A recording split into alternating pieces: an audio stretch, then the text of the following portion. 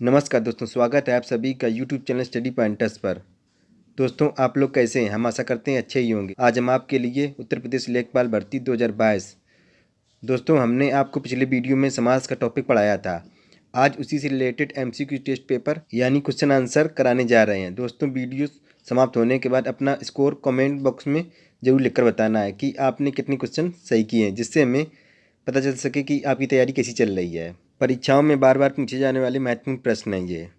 दोस्तों, अगर चैनल से पहली बार जुड़े हैं तो चैनल को सब्सक्राइब कर लें और बेल आइकन के बटन को प्रेस करें ताकि आने वाली वीडियो का नोटिफिकेशन आपको सबसे पहले मिल सके।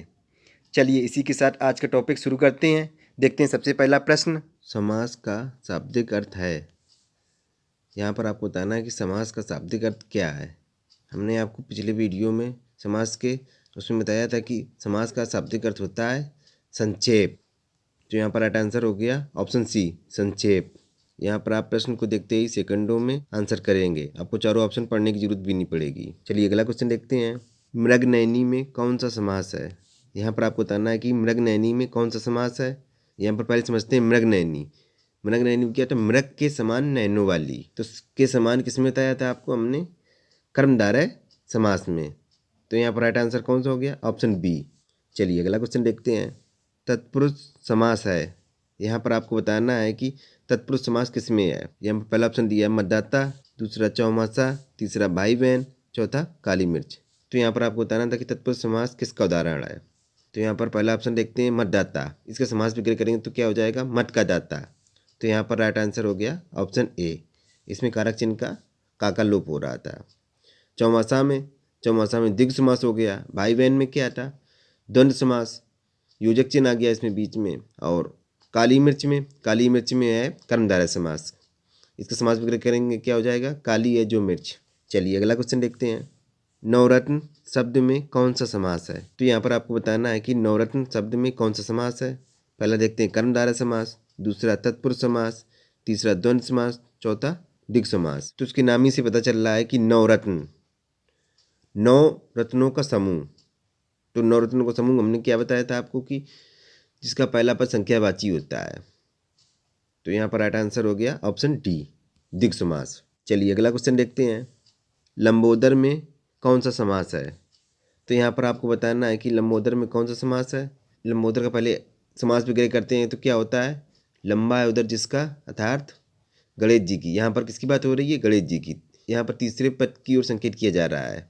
तो यहाँ पर राइट आंसर हो गया ऑप्शन डी, बहुब्रीहि समास। आप क्वेश्चन देखते ही आंसर को क्लिक करेंगे। चलिए अगला क्वेश्चन देखते हैं।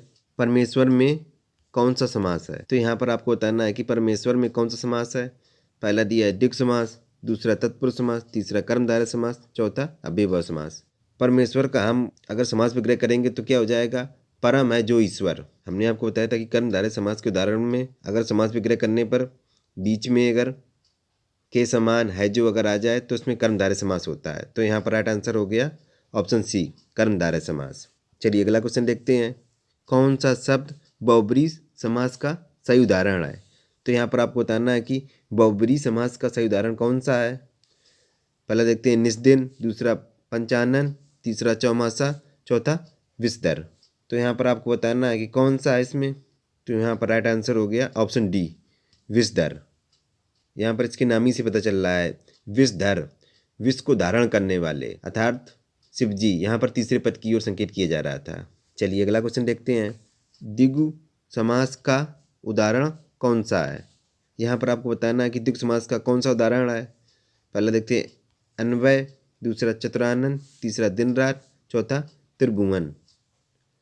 तो यहाँ पर आपको बताना है कि द्विगु समास का कौन सा उदाहरण है। तो यहाँ पर राइट आंसर हो गया ऑप्शन डी, त्रिभुवन, तीन भुवनों का समूह। चलिए अगला क्वेश्चन देखते हैं। कन्यादान में कौन सा समास है? तो यहाँ पर बताना है कि कन्यादान में कौन सा समास है। पहला बहुब्रीहि समास, दूसरा द्विगु समास, तीसरा तत्पुरुष समास, चौथा कर्मधारय समास। तो यहाँ पर कन्यादान में कौन सा समास है? अगर कन्यादान का समास विग्रह करेंगे तो क्या हो जाएगा? कन्या के लिए दान। तो यहाँ पर क्या लग गया बीच में? कन्या के लिए दान, के लिए लग गया। यहाँ पर बीच में क्या लग गया? के लिए। तो यहाँ पर क्या हो गया? तत्पुरुष समास। हमने आपको पहचान क्या बताई थी तत्पुरुष समास की कि बीच में कारक चिन्ह का लोप रहता है। चलिए अगला क्वेश्चन देखते हैं। दो अथवा दो से अधिक शब्दों से मिलकर बने हुए नए सार्थक शब्द को क्या कहते हैं? हमने आपको क्या बताया था कि दो या दो से अधिक शब्दों के मेल से बने हुए नए शब्द को क्या कहा जाता है? समास। तो यहाँ पर राइट आंसर क्या हो गया? तो यहाँ पर राइट आंसर ऑप्शन ए। चलिए अगला क्वेश्चन देखते हैं। पंचवटी में कौन सा समास है? तो यहाँ पर आपको बताना है कि पंचवटी में कौन सा समास है। तो यहाँ पर इसके नाम ही से पता चल रहा है पंचवटी। इसमें पंचवटी में क्या है? पांच बटी। तो यहाँ पर संख्या की बात की जा रही है, तो संख्यावाची किस में होता है? द्विगु समास में। तो यहाँ पर राइट आंसर हो गया ऑप्शन ए। चलिए अगला क्वेश्चन देखते हैं। चतुर्भुज में कौन सा समास है? तो यहाँ पर आपको बताना है कि चतुर्भुज में कौन सा समास है। चतुर्भुज हमने आपको पिछले वीडियो में पढ़ाया था कि चतुर्भुज चार हैं भुजाएं जिसकी, किसकी चार भुजाएं हैं? यहाँ पर तीसरे पद की ओर संकेत किया जा रहा है, विष्णु जी की बात की जा रही है। तो यहाँ पर राइट आंसर है ऑप्शन सी, बहुब्रीहि समास। चलिए अगला क्वेश्चन देखते हैं। वनवास में कौन सा समास है? तो यहाँ पर आपको बताना है कि वनवास में कौन सा समास है। तो पहले इसका समास विग्रह करेंगे तो क्या हो जाएगा? वन में वास। तो इसमें बीच में क्या आ रहा है? में आ रहा है, तो इसमें कारक चिन्ह का लोप हो रहा है। तो कारक चिन्ह किस में लोप होता है? तत्पुरुष समास में। ये तत्पुरुष समास। तो यहाँ पर राइट आंसर हो गया ऑप्शन बी, तत्पुरुष समास। वनवास, वन में वास, तो इसमें कौन सी विभक्ति का प्रयोग हो रहा है? इसमें क्या होता है? कर्ता ने कर्म को करण से संप्रदान के लिए अपादान से अलग होना, संबंध में का की के, अधिकरण में पर। तो यहाँ पर अधिकरण तत्पुरुष आ रहा है। चलिए अगला क्वेश्चन देखते हैं। निम्नलिखित में से द्विगु समास किसमें है? तो यहाँ पर आपको बताना है कि द्विगु समास किसमें है। पहले द्विगु समास की पहचान क्या होती है? द्विगु समास में पहला पद संख्यावाची होता है और दूसरा पद प्रधान होता है। यहाँ पर ऑप्शन देखते हैं। पहला सप्ताह, दूसरा आजीवन, तीसरा नीलकंठ, चौथा प्रतिदिन। यहाँ पर पहला ऑप्शन देखते हैं सप्ताह। तो सप्ताह में क्या होता है? सप्ताह मतलब 7 दिनों का समूह, तो इसके नाम ही से पता चल रहा था इसमें सप्ताह। तो यहाँ पर राइट आंसर हो गया ऑप्शन ए। आपको 4 ऑप्शन पढ़ने की अब जरूरत भी नहीं है। आजीवन में क्या होता है? आजीवन में अव्ययीभाव समास होता है। हमने पहले बताया था कि शब्द के आरंभ में उपसर्ग लगा होता है, तो यहाँ पर अवसर्ग लगा हुआ। नीलकंठ, कंठ कैसा है? नीला है। तो यहाँ पर विशेषता बताई जा रही है, किसकी? कंठ की विशेषता बताई जा रही है, कैसा है कि नीला है। तो यहाँ पर कर्मधारय समास हो गया। तो यहाँ पर बहुव्रीहि समास भी होता है। नीलकंठ, नीला है कंठ जिसका, अर्थात किसकी बात हो रही है? शिव जी की बात हो रही है। यहाँ पर चौथा ऑप्शन देखते हैं प्रतिदिन। प्रतिदिन में ये प्रा क्या है? उपसर्ग है ये, तो यहाँ पर अव्ययीभाव समास होगा। चलिए अगला क्वेश्चन देखते हैं। विशेषण और विशेष के योग से कौन सा समास बनता है? तो यहाँ पर आपको बताना है कि विशेषण और विशेष के योग से कौन सा समास बनता है। तो यहाँ पर आपको पिछले क्वेश्चन में बताया था कि विशेषण और विशेष के योग से बनने वाला समास कौन होता है? कर्मधारय समास। तो यहाँ पर राइट आंसर हो गया ऑप्शन ए, कर्मधारय समास। चलिए अगला क्वेश्चन देखते हैं। निम्नलिखित में से किसमें द्वंद्व समास नहीं है? तो यहाँ पर आपको बताना है कि निम्नलिखित में से किसमें द्वंद्व समास नहीं है। पहला देखते हैं सुख दुख। सुख दुख, तो यहाँ पर बीच में क्या आ रहा है? योजक चिन्ह आ रहा है, तो यहाँ पर द्वंद्व समास हो गया। पाप पुण्य, इसमें भी बीच में योजक चिन्ह आ रहा है और एक दूसरे के विलोम भी हैं ये, तो यहाँ पर भी द्विगु समास हो गया। अगला देखते हैं रात दिन, इसमें भी बीच में योजक चिन्ह आ रहा है और ये एक दूसरे के विलोम भी है, तो यहाँ पर भी द्वंद्व समास हो गया। इसमें आपसे पूछा गया द्वंद्व समास का उदाहरण नहीं है, तो यहाँ पर आपको कौन सा ऑप्शन बचा? ऑप्शन डी, मतदाता। तो यहाँ पर राइट आंसर हो गया ऑप्शन डी, मतदाता। मतदाता में कौन सा समास है? तो मतदाता में है मत का दाता, तो यहाँ पर तत्पुरुष समास है। चलिए अगला क्वेश्चन देखते हैं। निम्नलिखित में से किसमें अव्ययीभाव समास नहीं है? तो यहाँ पर आपसे क्या पूछा गया है कि इसमें अव्ययीभाव समास का उदाहरण नहीं है, कौन सा नहीं है? पहला देखते हैं आजीवन। आजीवन में क्या है? ये आ क्या है? ये उपसर्ग है, तो यहाँ पर अव्ययीभाव समास हो गया। यथा समय, तो यथा समय में भी अव्ययीभाव समास हो गया।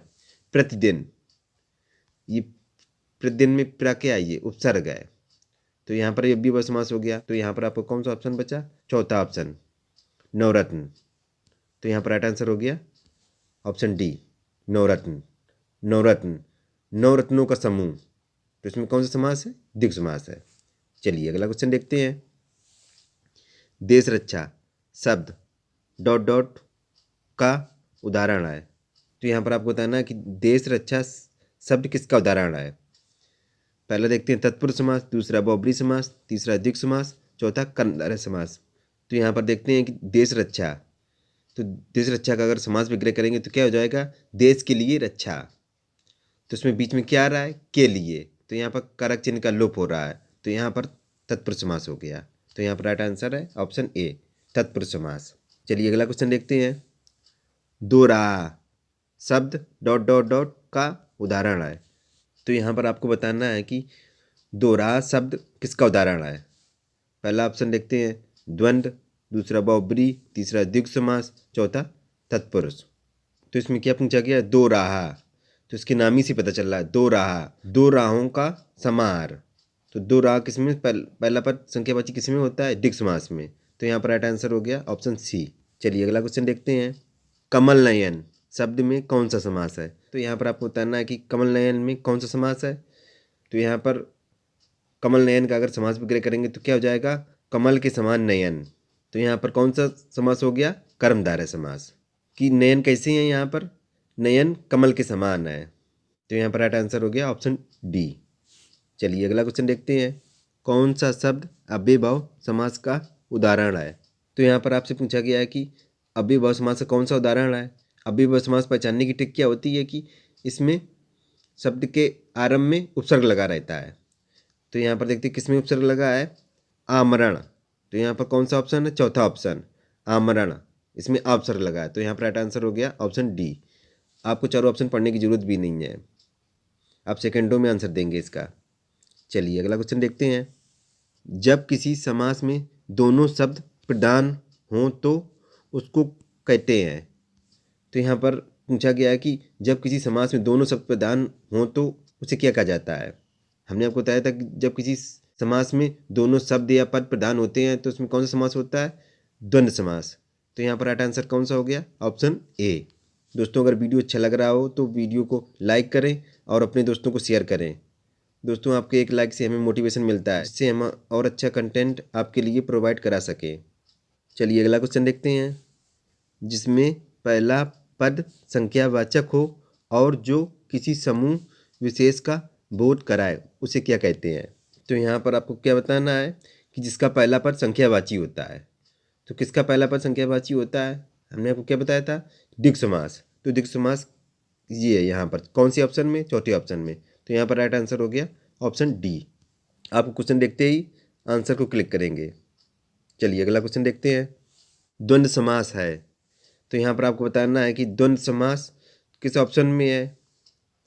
पहला देखते हैं लंबोदर, दूसरा अंधकूप, तीसरा नर नारी, चौथा शरणागत।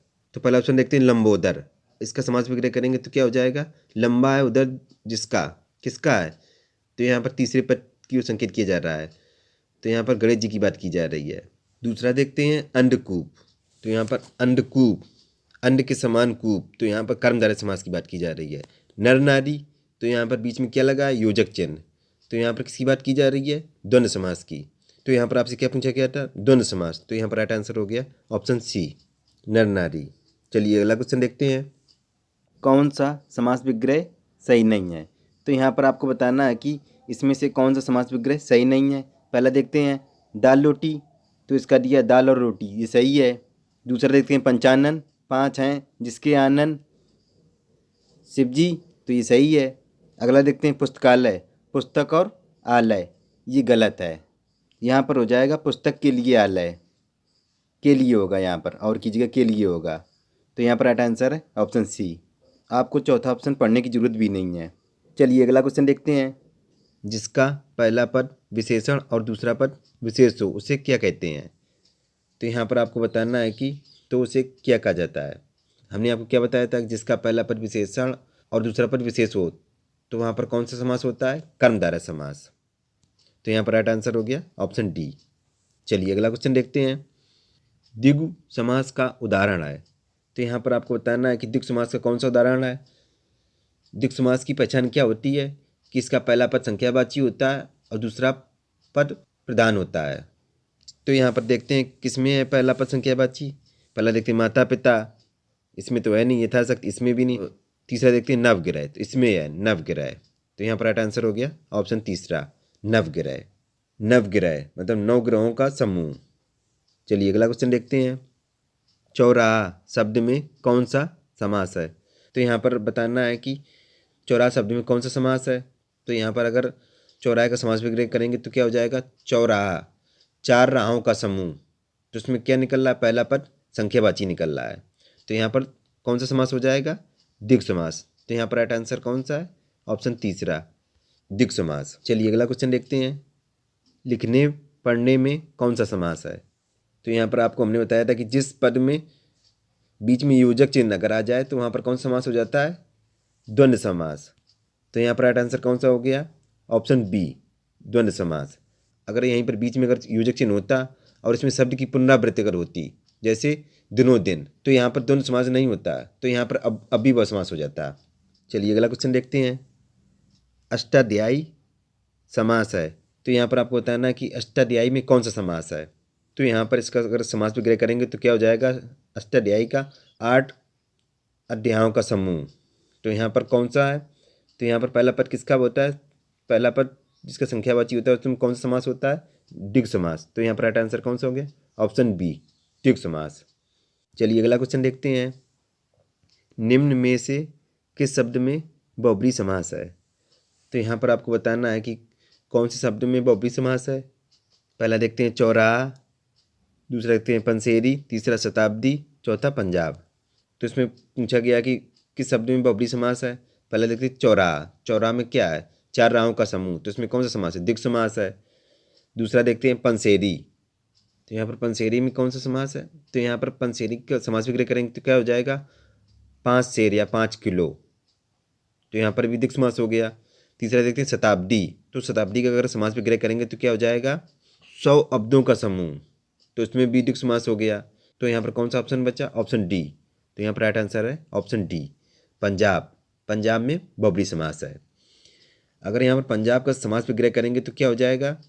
5 आबों नदियों का क्षेत्र। तो ये क्या है? एक ये पंजाब क्या है? एक ये राज्य है। तो यहाँ पर राइट आंसर है ऑप्शन डी। चलिए अगला क्वेश्चन देखते हैं। यथाशक्ति में समास है। तो यहाँ पर बताना है कि यथाशक्ति में कौन सा समास है। तो यहाँ पर देखते हैं पहला ऑप्शन अव्ययभाव समास। तो यहाँ पर पहली ऑप्शन मिल गया अव्ययभाव समास। तो यहाँ पर राइट आंसर है ऑप्शन ए, अव्ययभाव समास। यथाशक्ति, तो इसका समास विग्रह करेंगे क्या हो जाएगा? ये शक्ति के अनुसार। चलिए अगला क्वेश्चन देखते हैं। बहुब्रीहि समास का उदाहरण नहीं है। तो यहाँ पर क्या पूछा गया है कि बहुब्रीहि समास का उदाहरण नहीं है, कौन सा उदाहरण नहीं है। पहला देखते हैं पंसेरी। तो यहाँ पर आपको हमने पहले बताया था पिछले क्वेश्चन में, पंसेरी में कौन सा समास है? द्विगु समास है। तो यहाँ पर क्या पूछा जा रहा है कि बहुब्रीहि समास का उदाहरण नहीं है। तो यहाँ पर पहली ऑप्शन मिल गया आपको पंसेरी। पंसेरी में कौन सा समास? द्विगु समास। तो यहाँ पर राइट आंसर है ऑप्शन ए। आपको चारों ऑप्शन पढ़ने की जरूरत भी नहीं है। चलिए अगला क्वेश्चन देखते हैं। रघुपति शब्द किस समास का उदाहरण है? तो यहाँ पर बताना है कि रघुपति में कौन सा समास है। पहला द्विगु समास, दूसरा द्वंद्व समास, तीसरा बहुब्रीहि, चौथा कर्मधारय है। अगर इसका समास विग्रह करेंगे तो क्या हो जाएगा? रघुपति का वह जो रघु के पति हैं, कौन है? वह जो रघु के पति हैं। तो यहाँ पर किसकी बात की जा रही है? यहाँ पर तीसरे पद की बात की जा रही है। तीसरे पद की ओर संकेत किया जा रहा है। तो यहाँ पर राम की बात की जा रही है। तो यहाँ पर कौन सा समास है? बहुब्रीहि समास है। तो यहाँ पर राइट आंसर हो गया ऑप्शन सी, बहुब्रीहि समास। चलिए अगला क्वेश्चन देखते हैं। स्त्री पुरुष में प्रयुक्त समास है। तो यहाँ पर बताना है कि स्त्री पुरुष में कौन सा समास है। तो देखते हैं। तो इसमें स्त्री पुरुष में बीच में क्या है? योजक चिन्ह है और ये एक दूसरे के विलोम भी हैं और पूरक भी हैं। तो यहाँ पर कौन सा समास है? द्वंद्व समास। तो यहाँ पर राइट आंसर हो गया ऑप्शन सी, द्वंद्व समास। चलिए अगला क्वेश्चन देखते हैं। निम्न में से द्विगु समास का उदाहरण है। तो यहाँ पर बताना है कि द्विगु समास किसका उदाहरण है। पहला देखते हैं त्रिभुवन, दूसरा त्रिनेत्र, तीसरा एकदंत, चौथा दशानन। पहला ऑप्शन देखते हैं त्रिभुवन, 3 भुवनों का समाहार। तो यहाँ पर पहला पद क्या होता है? यहाँ पर द्विगु समास में पहला पद क्या होता है? संख्यावाची। तो यहाँ पर राइट आंसर हो गया ऑप्शन ए, त्रिभुवन। अगर यहाँ पर बात की जाए ऑप्शन बी की त्रिनेत्र की, तो यहाँ पर त्रिनेत्र में कौन सा समास है? त्रिनेत्र में बहुब्रीहि समास है, क्योंकि त्रिनेत्र इसका समास वगैरह करेंगे क्या? 3 नेत्रों वाले। अगर किसकी बात की जा रही है? यहाँ पर शिव जी की बात हो रही है। तीसरे पद की ओर इशारा किया जा रहा है। अगर यहाँ पर ऑप्शन तीसरा देखते हैं एक दंत, तो एक है दांत किसके हैं, जिसके किसके हैं ये यहाँ पर बात की जा रही है गणेश जी की, तीसरे पद की ओर संकेत किया जा रहा है। चौथा देखते हैं दशानन, दस है आनंद जिसके किसके हैं दशानन, यहाँ पर किसकी बात की जा रही है, रावण की बात की जा रही है। तो यहाँ पर भी बहुब्री समास है, तो यहाँ पर राइट आंसर क्या है, ऑप्शन ए त्रिभुवन। चलिए अगला क्वेश्चन देखते हैं। समास का अर्थ है, तो यहाँ पर बताना है कि समास का अर्थ क्या होता है। तो समास का अर्थ होता है संक्षिप्तीकरण या संक्षेप। तो यहाँ पर राइट आंसर हो गया ऑप्शन ए। चलिए अगला क्वेश्चन देखते हैं। उपकूल में कौन सा समास है, तो यहाँ पर बताना है कि उपकूल में कौन सा समास है। हमने आपको समास पहचानने की ट्रिक क्या बताई थी कि जिस शब्द के आरंभ में उपसर्ग लगाओ तो वहाँ पर कौन सा समास होता है, अव्ययभाव समास। तो यहाँ पर राइट आंसर कौन सा हो गया, ऑप्शन सी अव्ययभाव समास। चलिए अगला क्वेश्चन देखते हैं। पर जड़ में समास है, तो यहाँ पर क्या पूछा गया कि पर जड़ में कौन सा समास है। अगर मान लीजिए आपको शब्द समझ में नहीं आ रहा है तो आप क्या करेंगे, इसका समास विग्रह कर देंगे। पर जड़, तो पर जड़ का मतलब क्या होता है, पत्तों का झड़ जाना। तो पत्तों का झड़ जाना का मतलब क्या होता है, किस तीसरे पद की ओर संकेत किया जा रहा है। तो पत्तों का झड़ जाना क्या एक ऋतु के बाद झड़ते हैं, तो एक ऋतु हो जाएगा इसमें, तो तीसरे पद की ओर संकेत किया जा रहा है। तो यहाँ पर किसकी बात की जा रही है, बहुब्री समास की। तो यहाँ पर राइट आंसर है ऑप्शन सी। चलिए अगला क्वेश्चन देखते हैं। प्राण प्रिय में कौन सा समास है, तो यहाँ पर चार ऑप्शन दिए गए। पहला देखते हैं तत्पुरुष, दूसरा द्वंद्व, तीसरा कर्मधारय, चौथा बहुब्री। तो यहाँ पर क्या पूछा गया कि प्राण प्रिय में कौन सा समास है। तो प्राण प्रिय का अगर समास विग्रह करेंगे तो क्या हो जाएगा, यह प्राणों के समान प्रिय, तो के समान किस में होता है, कर्मधारय समास में। तो यहाँ पर राइट आंसर कौन सा हो गया, ऑप्शन सी कर्मधारय समास। चलिए अगला क्वेश्चन देखते हैं। अनुरूप समस्त पद में कौन सा समास है, तो यहाँ पर बताना है कि अनुरूप में कौन सा समास है। तो हमने समास में क्या बताया था कि समास पहचानने की ट्रिक कि जिस शब्द के प्रारंभ में उपसर्ग लगाओ तो वहाँ पर कौन समास होता है, अव्ययभाव समास। तो यहाँ पर राइट आंसर कौन सा हो गया, ऑप्शन सी अव्ययभाव समास। चलिए अगला क्वेश्चन देखते हैं। देशांतर में कौन सा समास है, तो यहाँ पर बताना है कि देशांतर में कौन सा समास है। तो यहाँ पर चार ऑप्शन दिए। पहला देखते हैं तत्पुरुष, दूसरा कर्मधारय, तीसरा द्विगु, चौथा द्वंद्व। तो यहाँ पर अगर इसका समास विग्रह करेंगे देशांतर तो क्या हो जाएगा, देश में अंतर। तो बीच में इसमें क्या आ गया, कारक चिन्ह। तो इसमें कारक चिन्ह किस में लोप रहता है, तो तत्पुरुष समास में। तत्पुरुष समास किस में है, ऑप्शन ए में। तो यहाँ पर राइट आंसर है ऑप्शन ए देश में अंतर। तो इसमें कौन सा समास है, अटकरण तत्पुरुष है। चलिए आज के अपने अंतिम क्वेश्चन की ओर।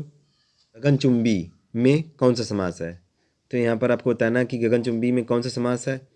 तो अगर यहाँ पर गगनचुंबी का अगर समास विग्रह करेंगे तो क्या हो जाएगा, गगन को चूमने वाला। तो बीच में क्या आ रहा है, इसमें कारक चिन्ह आ रहा है को। तो कारक चिन्ह तो किस में कारक चिन्ह आता है, तत्पुरुष में। तो यहाँ पर कौन सा तत्पुरुष, कर्म तत्पुरुष है, गगन को चूमने वाला, नहीं कर्ता ने कर्म को। तो यहाँ पर राइट आंसर हो गया ऑप्शन बी। दोस्तों आज का टॉपिक समास का एमसीक्यू टेस्ट पेपर यानी क्वेश्चन आंसर आपको कैसा लगा, हमें कमेंट बॉक्स में ज़रूर लिखकर बताएं। दोस्तों अगर चैनल को पहली बार विजिट किया है तो चैनल को सब्सक्राइब कर लें। मिलते हैं नेक्स्ट वीडियो में, तब तक के लिए good bye, have a nice day. जय हिंद, वंदे मातरम।